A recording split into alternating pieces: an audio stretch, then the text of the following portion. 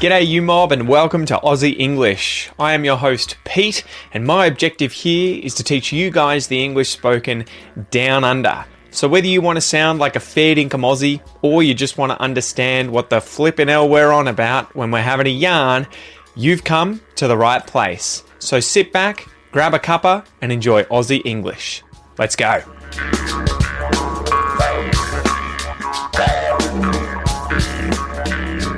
G'day you mob, welcome to this episode of Aussie English. This is one of my favourite types of episodes that I've started to do for you guys where I break down the 5 most recent expressions that I have taught on the Aussie English podcast. Guys, go and check out the Aussie English podcast if you haven't already. I'll bring it up on the screen here. You can go to aussieenglish.com.au. And if you would like the transcripts for these episodes as well as the video lessons for the expression episodes, join up to either the premium podcast or the academy. Okay, anyway, spiel aside, let's get into this episode. So today I want to teach you 5 expressions. Obviously, if you like these expressions and you want to learn more about them, go and listen to the podcast episode. Each of those goes for about 20 minutes, but I'm going to try and go through each of these right now for you. Give you some examples off the top of my head as I think of them. Let's just get into it.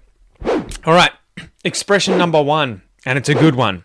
Take my word for it. The expression is to take someone's word for it. To take someone's word for it. If you take someone's word for it, you believe that what someone is saying to you is true. So if someone tells you it's raining outside, but you can't see, you don't know if it's really raining outside, they just tell you it is, you could say to them, I'll take your word for it. So it's kind of like you're saying, look, I'm just going to believe you. I'll take you at your word. I'll take your word for it without actually verifying. So you're not going to go and check. You don't need to check. Actually, yeah, it is raining.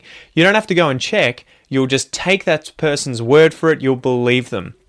Another one is, imagine that someone has just bought a new pet, right? And you hate pets. So they bought a cat and you are definitely not a cat person. Maybe you're a dog person. And you've gone to this person's house and they've said, look, I bought this new cat. I love it. He's great. He's really friendly. He's nice. You should hold him. If you're not into it, you don't really want to do it, you might just say, look, I'll take your word for it. I don't want to hold him. I don't really like cats. I believe you. I don't need to experience it to believe you. I'll take your word for it. Okay? I'll take your word for it. So to believe what someone says, what they're saying is true, right? And without necessarily having to check and make sure they're definitely telling the truth. So you're going to believe the words they're saying. You'll take their word for it. Number 2, to be born with a silver spoon in your mouth. And I'm looking around. Do I have a silver spoon? No. Well, I've got spoons in the house, but they're definitely not silver.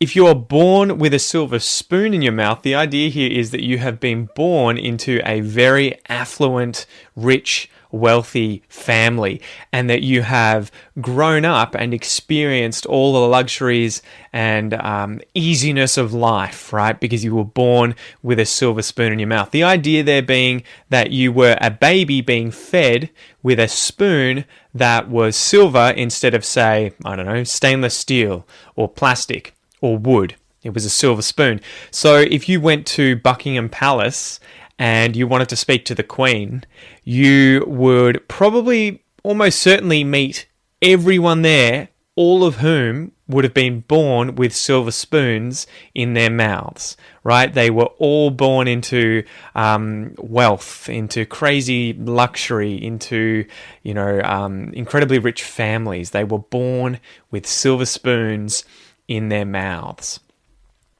Number 3, a smart cookie. A smart cookie. Now, this is a bit of a weird one. I still can't really work out the connection here between smart, between intelligent, and cookie or biscuit, right? A smart cookie. If someone is a smart cookie, they are...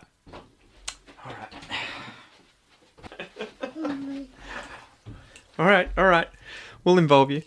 So, I think my son Noah is a very smart cookie. That's probably the best example here that I can give you guys. I think he's incredibly intelligent. I mean, I'm sure all parents kind of think that.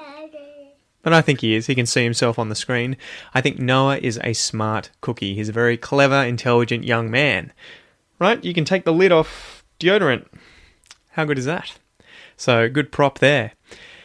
What's the next one we've got here, Noah? I've lost the page. Where's the page here? All right. Packed in like sardines. So, you can jump on this side. What do you reckon? If you are packed in like sardines, this is like of a person to be in a crowd of people and for there to not be very much room. So if Noah and I were at a concert, we were in the mosh pit, there were loads of people crammed in there and we were trying to see the singers, we would feel like we were packed in like sardines. We were crammed in like sardines, right? And the last one, guys, is a bad apple. A bad apple. Now, bad here would mean rotten or off, right? Like if food is bad or it's gone bad, it's rotten, it's off. You can't eat it, it's gross. So if you are a bad apple as a person, you are someone who creates problems or causes trouble for others, right? You're a bad apple. So imagine that I get a new job and there's a woman or a man on the team who are really nasty and they're constantly trying to set me up to fail. They want to see me get fired because they don't like me for whatever reason. I might say to the other employees, man, I really think this person is a bad apple. He or she is really horrible. I think she's really nasty, or he's always causing trouble for me and for other people. He or she is a very bad apple. A bad apple. Alright, so that's it for this episode, guys. I hope you enjoyed it, and I hope you had a good recap of these 5 expression episodes from the Aussie English podcast. Don't forget, guys, if you want to learn from the lesson videos for these episodes, check out the premium podcast and or the academy memberships on aussieenglish.com.au. And for everything else, Australian English-wise, I'll see you over there too. Catch you later.